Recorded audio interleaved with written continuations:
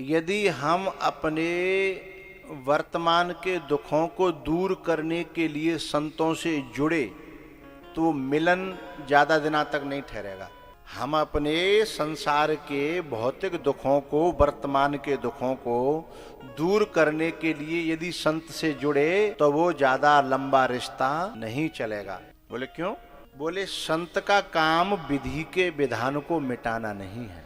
संत का काम विधि के विधान को मिटाना नहीं है, और कोई विधि के विधान को मिटाने की बात कर रहा है तो फिर वो भगवान का अपना साधु नहीं है, संत नहीं है। भाई मेरो ही आदमी है कि और मेरे ही जो है नियम कायदा कानूनों को ध्वस्त करे, वो मेरो काय को है?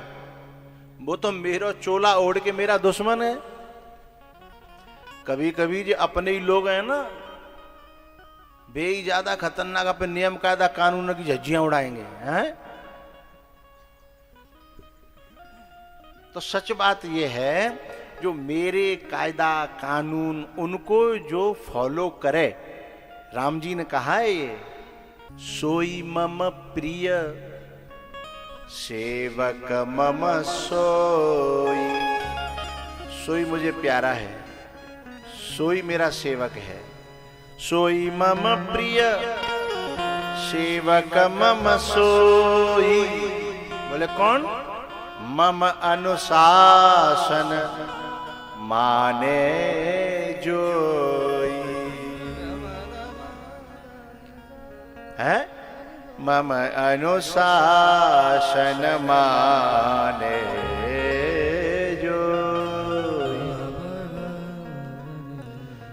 तो बोले एक बात बताओ, जब हमारे दुख ही नहीं मिटा सकता, हमारी जीवन में कोई परिस्थितियों को इधर उधर नहीं कर सकता, तो फिर गुरु बनावे तो फायदा ही का है?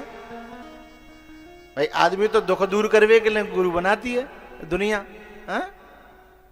जब कोई दुख ही दूर नहीं कर पाएंगे, बात वही ज्यों के त्यों रही, तो फिर काय को माँ जाके माँ तो पटके माँ जाएं, जिंदगी समय बर्बाद करें। इतने में तो अपने आलू नम पाई देंगे तो कभी दिखावे, कछु तो पैकेट बढ़ेंगी। बड़ी प्यारी बात कहनी है मुझे। कोई भी गुरु, कोई भी संत जो अच्छा होगा, वो कभी आश्वासन नहीं देगा कि मैं तुम्हारे दुखड़े मिटा दूंगा ना। तो फिर करेगा क्या? कोई भी संत, कोई भी गुरु ये नहीं कहेगा कि मैं बारिश को बंद कर दूंगा, कि मैं ओले बंद कर दूंगा, कि मैं प्रकृति के प्रकोपों को से खत्म कर दूंगा ना, कि मैं धूप रोक दूंगा, कि मैं ये कर दूंगा ना। बोले संत बस एक काम करता है। संत ये नहीं करता कि पूरे तुम्हारे रास्ते के सारे कांटों को खत्म कर देगा ना। संत दो काम करेगा, ऊपर से बचने के लिए छाता दे देगा और नीचे से बचने के लिए चप्पल दे देगा। कांटे ज्यों के त्यों रहेंगे, बारिश ज्यों के त्यों रहेगी, धूप ज्यों के त्यों रहेगी, हैं? लेकिन तब ते मोहिन व्यापी माया, जब ते रघु नायक। बात समझ में तो आ रही ना सबके? जो मारीच था ना, मारीच, जब रावण उनको मारीच को लेके जा रहा था सीता जी के हरण करने के लिए, तो मारीच को हिरण बनना था।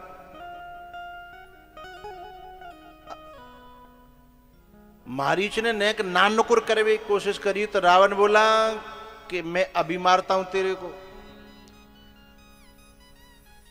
तो मारीच बोला नहीं ठीक है मैं चलता हूं। अब रास्ते में जब मारीच जा रहा था तो बड़ा खुश हो रहा था, कभी हंस रहा था, कभी नाच रहा था, कभी गा रहा था। रावण को भी विश्वास नहीं हो रहा था। किसी ने आकर के मारीच से पूछा कहां जा रहे हो, इतने खुश हो, इतने आनंद में हो, कहां जा रहे हो? मारीच बोले मरवी। बात बड़ी अटपटी सी, बोले मरने में और इतनी खुशी? बोले मरने में? बोले हां। बोले क्यों? बोले क्यों? कि जहां मैं मरने जा रहा हूं उन हाथों से मरने के लिए जमाना तरसता है। जहां मैं मरने जा रहा हूं उन हाथों में मरने के लिए जमाना तरसता है। उन हाथों में मरने के लिए जटायु को जिंदगी मिल रही थी। भगवान ने कहा पहले तरह कर दूं आपको, बिल्कुल। बोले ना। बोले जिंदगी तो जन कितनी बेर मिल गई, लेकिन ऐसी सुंदर मौत नहीं मिलेगी। ऐसी सुंदर मौत नहीं मिलेगी। तो जटायु, वो जो मारीच है, वो इतना खुश है मरने में भी। क्यों खुश है? क्योंकि उसे पता है कि मेरे मरने के पीछे राम का हाथ है। बात समझ में आ रही है? मेरे मरने के पीछे राम का हाथ है। मरना एक घटना है और मरना जीवन की सबसे खतरनाक घटना है।